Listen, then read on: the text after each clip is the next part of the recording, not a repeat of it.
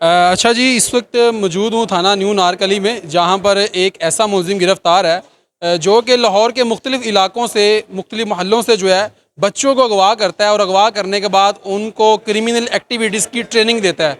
यानी कि उनको जेब कतरे बनाता है और उसके बाद उनसे चोरियाँ करवाता है। ऐसा ही मुलजिम थाना न्यू अनारकली ने बड़ी जदीद टेक्नोलॉजी से गिरफ़्तार किया है। मज़ीद इसकी तरफ चलेंगे और उससे पूछते हैं कि आखिर ये कब से काम कर रहा है और कितने बच्चों को अगवा कर चुका है। अस्सलाम वालेकुम। वालेकुम अस्सलाम। क्या नाम है? अब्दुल वहाब। कितनी उम्र है? 24 से 25 साल है। शादीशुदा? नहीं। कितने बहन भाई हो? 7। 7 बहन भाई हो। तो अब्दुल वहाब, ये कब से ये काम कर रहे हो? ये सर मैं पहले जूतियों का काम करता था। पहले जूतियों का काम करते थे? जी। तो जूतियां खाने वाला काम क्यों किया? तो ये मतलब कि कब महीना हो गया था, काम नहीं था मेरे पास, तो अचानक से एक जेब तराश के साथ मिला हूँ। अच्छा, तो मुझे तकरीबन उसके साथ 5 से 7 दिन हुए हैं। ठीक है। कितने बच्चे अगवा किए हैं अभी तक आप लोगों ने? सर एक उसके साथ पहले पहले से था और एक हमने तकरीबन 12-13 तारीख को आज़ादी चौक से पकड़ा है। आज़ादी चौक से पकड़ा है? जी। क्या कह के बच्चों को लेके जाते हैं?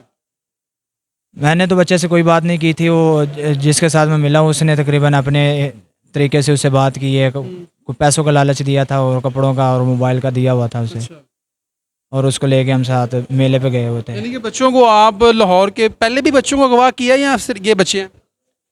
सर मैं मेरे होते हुए तो मैंने तकरीबन 5-7 दिन गुजारे हैं और यही 2 बच्चे हैं। इसके अलावा उसने पहले कुछ किया हो या वो खुद किधर है?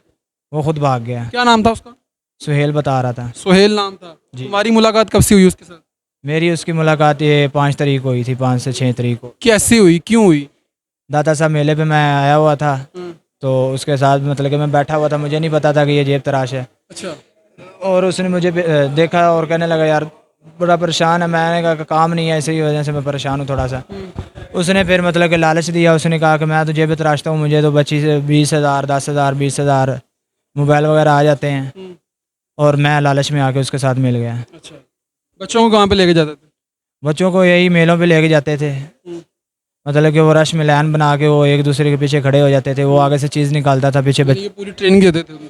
हाँ जी। वो बच्चों को चीज़ मतलब कि जो वो खुद आगे होता था, चीज़ निकाल के पीछे बच्चे को पकड़ा देता था, बच्चा फिर दूसरे को पकड़ाता था, फिर मेरे पास आ जाती थी। तुम भी फिर तुम्हारे पास आ जाती थी? जी। यानी कि सारे प्रोसेस से होके तुम्हारे पास आती थी, तुम जी। कैशियर थे?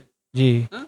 अच्छा, फिर उसके बाद उसको पता था कि भी चीज़ें मैंने कहाँ कहाँ सेल करनी है। अगर मोबाइल वगैरह आते थे उसको ये पता। मोबाइल कहाँ कहाँ बेचे हैं? उसने ही बेचे हैं। हम इधर टकसाली पार्क में रुके हुए थे, तो उसने कहा कि मैं बेच के आता हूँ, जो पैसे बनेंगे हम डिवाइड कर लेंगे। ठीक है। तो वो फिर गया, उसने सेल किए हैं, ये नहीं पता कहाँ किए हैं। ग्वाल मंडी गया था वो, ये कह रहा था ग्वाल मंडी मैंने जाना है। उधर सेल करके आया। उसके बाद हमें जो पैसे थे वो हमने डिवाइड किए और घूमते रहे हैं। कितने पैसे डिवाइड किए थे? वो में मुझे 1500 रुपये आया था ये कि। 1500 के लिए ही काम करते रहे? जी बस। हाँ? जी। तो पकड़े अब कैसे गए थे? पकड़ा क्यों, लास्ट टाइम पिपली पीर मेले पे गए हुए थे, वहाँ पे बच्चे ने मेरे नंबर से कॉल की है, कॉल ट्रेस पे लगी है। तो उसके बाद मैं सामने नहर थी, वहाँ पे नहा रहा था, तो उसके पेरेंट्स से उसकी बात हुई है, वो जो मेरे साथ था उसकी। वो अलग अलग रास्ते बताता रहा उनको, मतलब कि कहता रहा कि कभी कसूर रोड पे आ जाओ, कभी कहीं पे आ जाओ, कभी कहीं पे आ जाओ। जब उसको पता चला ये उसके घर वाले नहीं हैं, ये पुलिस वाले हमसे बात कर रहे हैं, तो उसके बाद मेरा वैसे नंबर भी बंद हो गया, मोबाइल बैटरी चार्ज नहीं थी, वो लो हो गई, मोबाइल बंद हुआ है। उसके बाद हम इधर आए हैं रावी रोड में, उससे पहले ही वो भाग गया। भागने के बाद हम जिधर मेरे दोस्त ने क्वार्टर लिया था वहाँ पे जाके हम सोए हैं, तो रेट हुई है तो हम पकड़े गए हैं। पकड़े गए, जाहिर बात है, ये भी तो आप लोगों के पीछे थे ना, तो जुर्म तो छुपता ही नहीं है। जी। हाँ? जी बिल्कुल। अब नदामत है? बहुत ज़्यादा नदामत है, बहुत ज़्यादा नदामत। पछतावा है ना जी। कि मेहनत कर लेते, जी। अच्छी रिज़्क़ हलाल कमाते, इज्जत के साथ ज़िंदगी गुजारते, जैसे तुम जूतियों का काम पहले कर रहे थे। जी। लेकिन अब तो तुमने बहुत गंदा काम किया है, बच्चों को अगवा किया, फिर उनको ट्रेनिंग देते थे आप लोग। जी। हाँ? जी। अब नदामत है। बहुत ज़्यादा। वो बहन भाई माँ बाप देखेंगे तो क्या सोचेंगे? मैं बहन भाई और माँ बाप से भी माज़रत करता हूँ कि ये फ़र्स्ट टाइम गलती हुई है। उनको भी पता है कि मैं ऐसा नहीं हूँ, लेकिन ये फ़र्स्ट टाइम गलती कर बैठा हूँ, उनसे भी माफ़ी मांगता हूँ। और जिनके बच्चे थे उनके वालिदैन से भी गुजारिश करता हूँ कि वो भी मुझे माफ़ कर दें, और खुसूसन अल्लाह ताला से माफ़ी मांगता हूँ कि अल्लाह ताला भी मुझे माफ़ कर दे, और आइंदा के बाद ऐसा गुनाह कभी नहीं करूँगा। चलें जी, अल्लाह करे ऐसा हो, लेकिन अब हथकड़ियाँ हैं और कानून की गिरफ्त में है, और अब जो है कह रहा है कि जी मैं माफ़ी मांगता हूँ और अब मुझे पछतावा है, नदामत है।